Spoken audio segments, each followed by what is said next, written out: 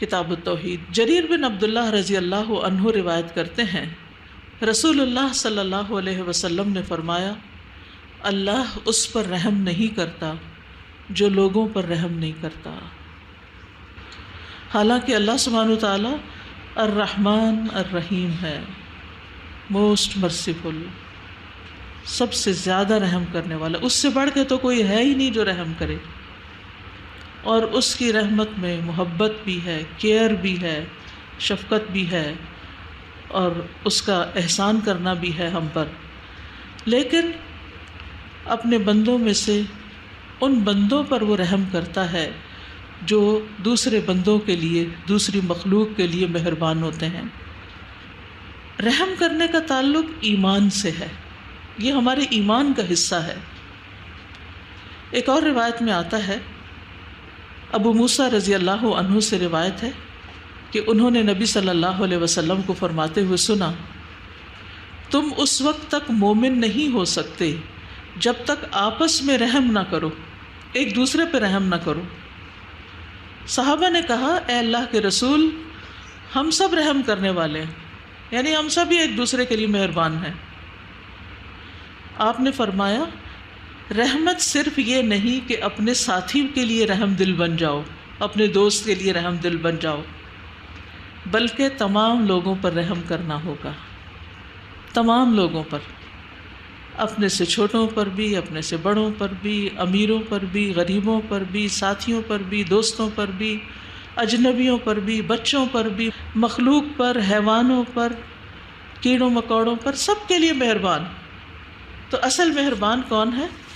جو سب کے لیے مہربان ہوتا ہے، اس کا دل سب کے لیے نرم ہوتا ہے، وہ دوسرے کے لیے وہی چاہتا ہے جو اپنے لیے چاہتا ہے، وہ دوسرے کی تکلیف دیکھ کر تڑپ اٹھتا ہے، وہ دوسرے کی مجبوری کو سمجھتا ہے، دوسرے کے ساتھ ہمدردی اور خیرخواہی کا معاملہ کرتا ہے۔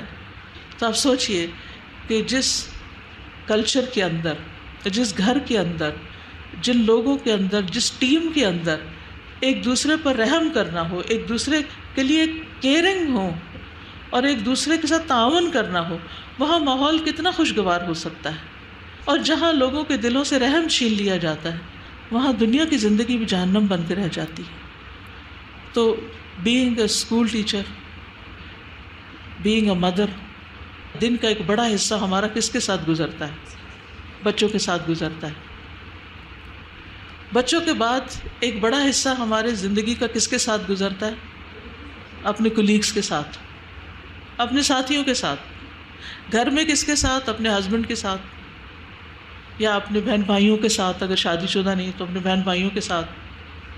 تو یہ وہ لوگ ہیں، یا پھر کچھ حصہ ہمارا ہم سے بڑوں کے ساتھ گزرتا ہے، پیرنٹس ہیں، ساس سسر ہیں، یا ہمارے امیر ہیں۔ امیر سے مراد جو ہمارے اوپر ولی الامر ہوتے ہیں، جو ہمارے لیڈرز ہوتے ہیں، ان لوگوں کے ساتھ ہمارا وقت گزرتا ہے۔ تو ہمارا دین ہمیں کیا سکھاتا ہے؟ جیسے ایک اور حدیث میں بھی آتا ہے، نبی صلی اللہ علیہ وسلم نے فرمایا، لیس منا من لم یرحم صغیرنا ولم یعقر کبیرنا۔ وہ تو ہم میں سے ہی نہیں جو ہمارے چھوٹوں پر شفقت نہیں کرتا، ان کے ساتھ مہربانی نہیں کرتا، نرمی کا معاملہ نہیں کرتا، اور جو ہمارے بڑوں کی عزت نہیں کرتا۔ تو تعلقات ہمیشہ دو طرفہ ہوتے ہیں، جو ہم سے بڑے ہیں ان کی عزت، اور جو چھوٹے ہیں ان کے ساتھ شفقت کا معاملہ۔ لیکن بعض اوقات بڑوں کے ساتھ بھی شفقت کا معاملہ کرنا پڑتا ہے، جس کے لیے ہمیں دعا بھی سکھائی گئی ہے۔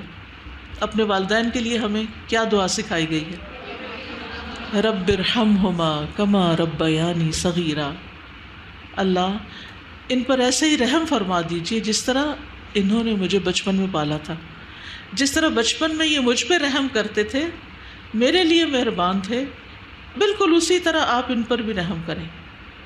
خود بھی ہمیں ان کے ساتھ مہربانی کا معاملہ کرنا اور ان کے لیے رحمت کی دعا کرنا۔ لیکن یہاں ایک بات یاد رکھیے کہ یہ دعا کنڈیشنل ہے، اس میں کما کا لفظ آ رہا ہے، جیسے انہوں نے کیا تھا، جیسے انہوں نے میرے ساتھ کیا تھا آپ بھی ان کے ساتھ ویسا ہی کریں۔ اب آپ سوچ رہے ہیں کہ ہم اپنے بچوں کے ساتھ کتنی مہربانی کا سلوک کرتے ہیں۔ کتنا صبر کرتے ہیں، کتنا ان کے ٹینٹرمس کو برداشت کرتے ہیں، اور کتنی ان کی طرف سے گستاخیوں کو اور ان کے جو بھی رویے ہیں ہم سب جانتے ہیں.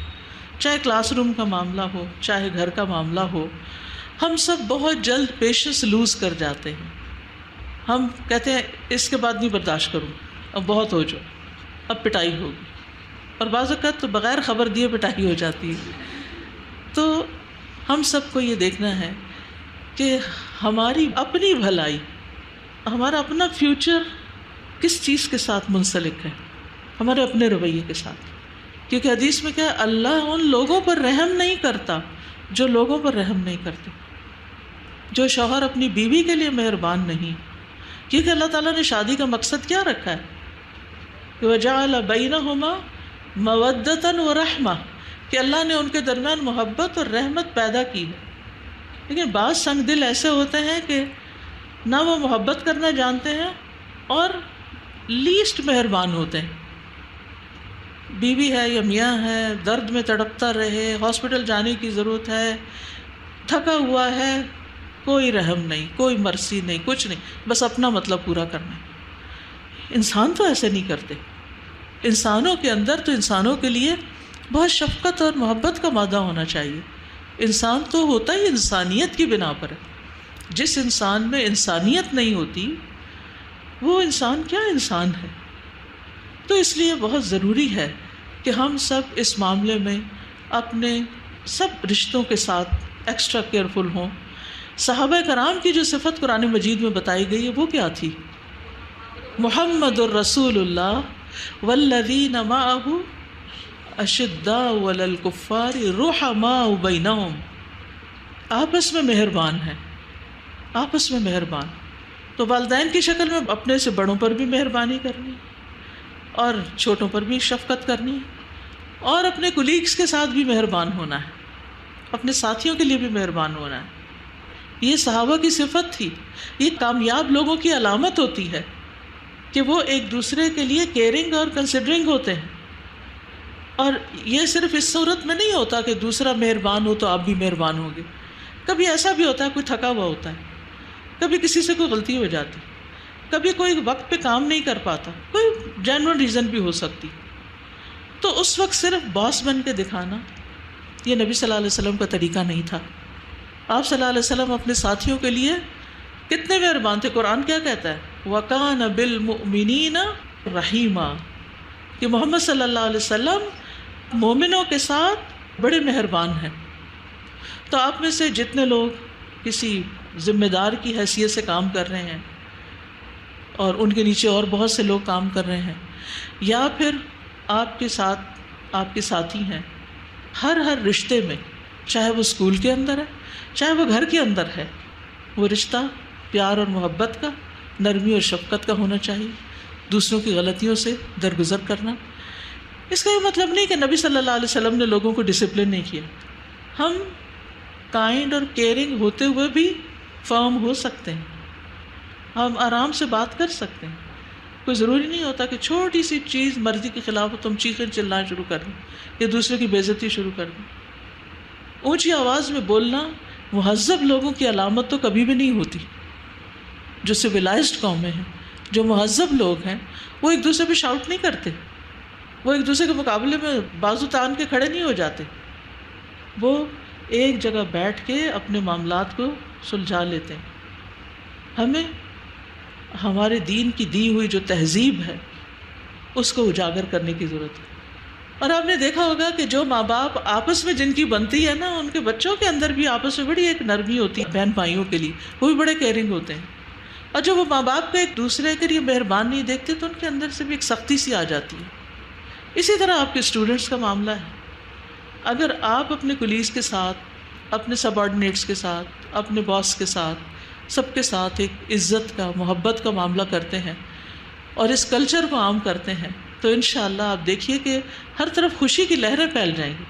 اور یہ اس وقت ہوگا جب دوسرے کی ایک کڑوی بات کو نگل جائیں. جیسے کڑوی گولی کھانی ہو تو نگل جاتا ہے انسان. تھوڑا سا ذائقہ تھوڑی دیر کے منہ کا خراب ہوتا ہے، اوپر سے پانی پی لیتے ہیں، تو میٹھا کھا لیتے ہیں، تھوڑی دیر میں نارمل ہو جاتے ہیں.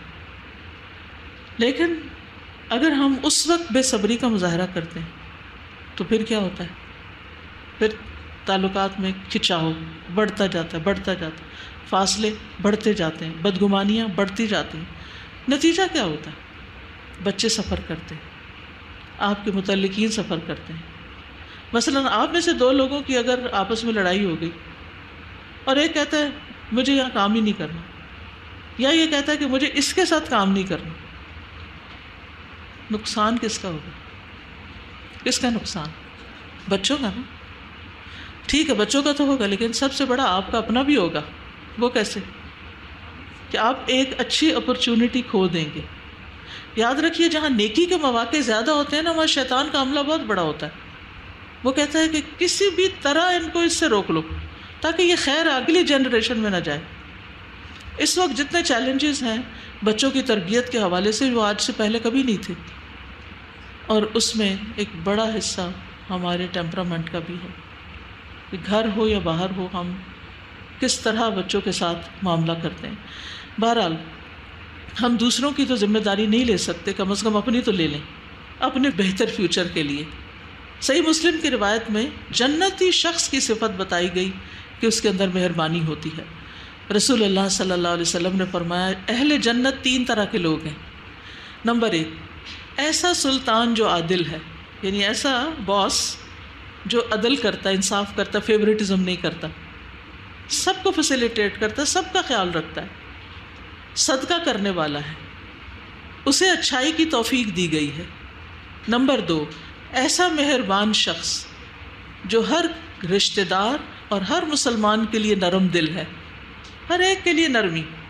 اور نمبر 3، عفت شعار، یعنی جو برائیوں سے بچ کے چلتا ہے، عیال دار ہے، بچے بھی ہیں اس کے، پھر بھی سوال سے بچتا ہے، یعنی سوال کر کر کے لوگوں کو تنگ نہیں کرتا۔